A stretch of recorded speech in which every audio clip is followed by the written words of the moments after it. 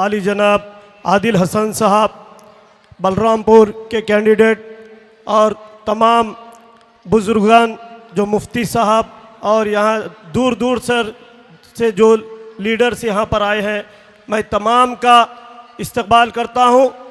और सबसे ज़्यादा मैं यहाँ की आवाम जो सुबह 11 बजे से मैं देख रहा हूँ, नौजवान बच्चे, बुज़ुर्ग लोग, हमारी माँ और बहनें जो छतों पे हैं, 11 बजे से बारिश हो रही है, धूप निकली है और यहाँ पर बैठे हैं बैरिस्टर असदुद्दीन अवैसी साहब को सुनने के लिए। मैं तहे दिल से उनके खिदमत में सलाम अर्ज़ करता हूँ। अस्सलाम वालेकुम रहमतुल्लाहि बरकातहू।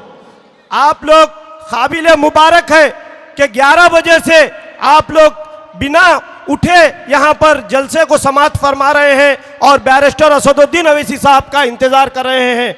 मेरे भाई, अभी आपने कई मुखर्रिरीन को सुना, अल्हम्दुलिल्लाह हर एक का कहना यही है कि यहाँ की आवाम एक जियाली आवाम है, एक जो है ना यहाँ की आवाम हौसला रखती है, हिम्मत रखती है और यहाँ की आवाम इंशाअल्लाह ताला 11 तारीख को पतंग के निशान पर बटन दबाकर बैरिस्टर असदुद्दीन अवैसी साहब को कामयाब करेगी, ये मैं महसूस करता हूँ। और आपके यहाँ पर बैठने को और आपके यहाँ के सब्र को देखकर मेरा दिल कहता है इंशाअल्लाह वो दिन दूर नहीं है कि बलरामपुर से हमारी जमात का एमएलए आदिल हुसैन जो है ना मुंतखब होकर आएगा। इंशाअल्लाह 11 तारीख के दिन आप 5 नंबर पर बटन दबाकर बैरिस्टर असदुद्दीन अवैसी साहब और आदिल हसन साहब को एमएलए बनाएंगे ना इंशाअल्लाह।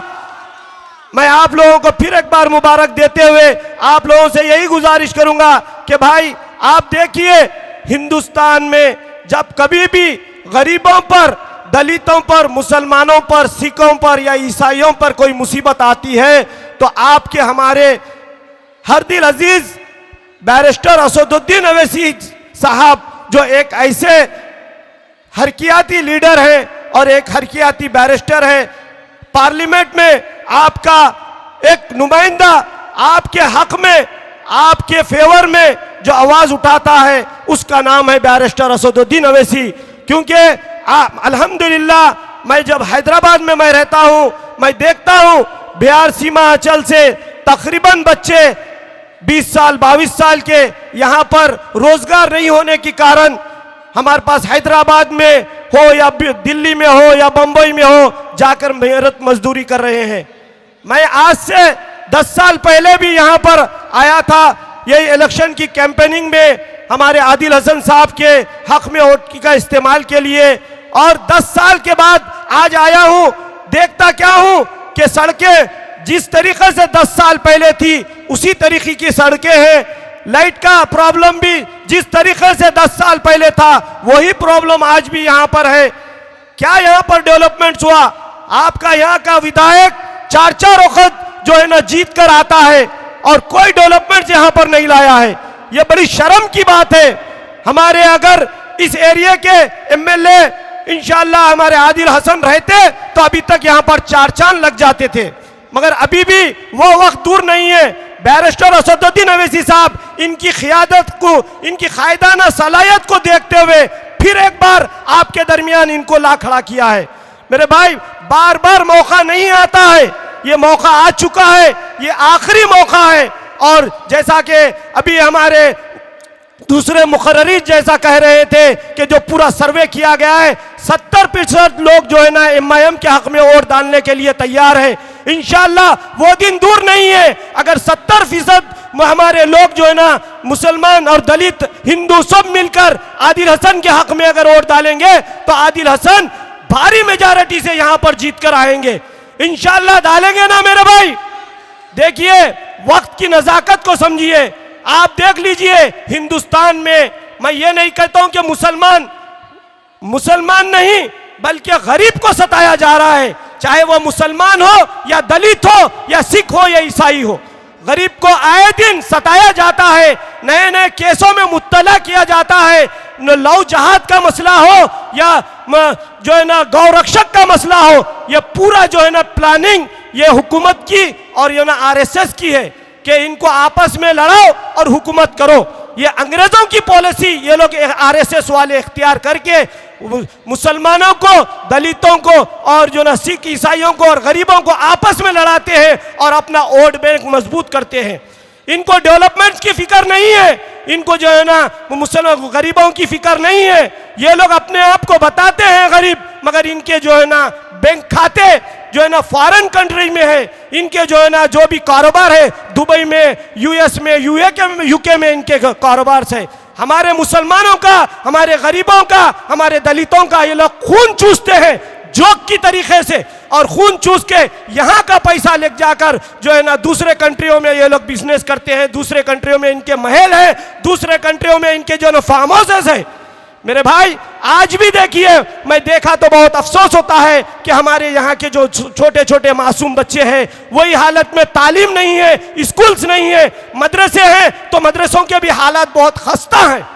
मदरसों में रहने के लिए जो है ना सहूलतें नहीं है। मेरे भाई ये किसकी जिम्मेदारी है?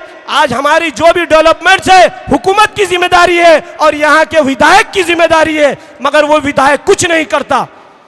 मैं आपसे गुजारिश करता हूं कि वो दिन दूर नहीं है जिस दिन इंशाअल्लाह ताला बैरिस्टर असदुद्दीन ओवैसी साहब की पतंग यहां पर आसमान में उड़ेगी और आदिल हुसैन साहब भारी मेजॉरिटी से आएंगे तो इंशाअल्लाह यहां के डेवलपमेंट्स को चार चांद लगेंगे और आपके बच्चों के लिए स्कूल, हॉस्पिटल और आपके बच्चों के लिए इंस्टीट्यूट का यहां पर इंतजाम किया जाएगा। इंशाअल्लाह हम 5 तारीख के दिन आदिल हसन के हाथ मजबूत करेंगे। इंशाअल्लाह 5 तारीख के दिन आसमान पे सिर्फ पतंग पतंग पतंग पतंग पिलेगी। एक बार आप लोग सब मिल के पतंग को पिलाइए और खींच मारिए मेरे साथ। ये पतंग ऊपर जा रही है, ये ढील छोड़े है, ये जा रही है, ये आसमान की बुलंदी छू रही है। अब ये यहाँ के विधायक को नीचे से डालकर खींचने का टाइम आ गया। आ जाइए, लगाइए खींच, लगाइए लगाइए लगाइए लगाइए। इस तरीके से खींच लगा के इसको हाथ पे से इसको डालकर कट कर देना है और यहाँ के हमारे विधायक इंशाअल्लाह ताला आदिल हसन होंगे। आप लोग काफी देर से इंतजार कर रहे हैं बैरिस्टर असदुद्दीन ओवैसी साहब का। इंशाअल्लाह ताला वो आने का वक्त शायद करीब है। मैं आदिल हसन से गुजारिश करूंगा कि वो आपको मुखातिब करे, मगर आपसे एक वादा लेते हुए जा रहा हूं मैं कि 11 तारीख के दिन सुबह सवेरे अपने घर में उठकर नमाज अदा करिए। जो मुस्लिम भाई है, जो गैर मुस्लिम है, वो पूजा करिए और निकलिए। नाश्ता बाद में करिए। पतंग के निशान पे मोहर लगाने के लिए इनका निशान बैलेट पेपर पे 5वें नंबर पे, कहां पर है? 5वें नंबर पे इस तरीके से बटन दबाना कि बटन मशीन बोलना अम्मा अम्मा अम्मा की आवाज मशीन से आना, उस तरीके से बटन दबाना। उस दिन 11 तारीख के दिन 2020 मैच है यहाँ पर। क्या है?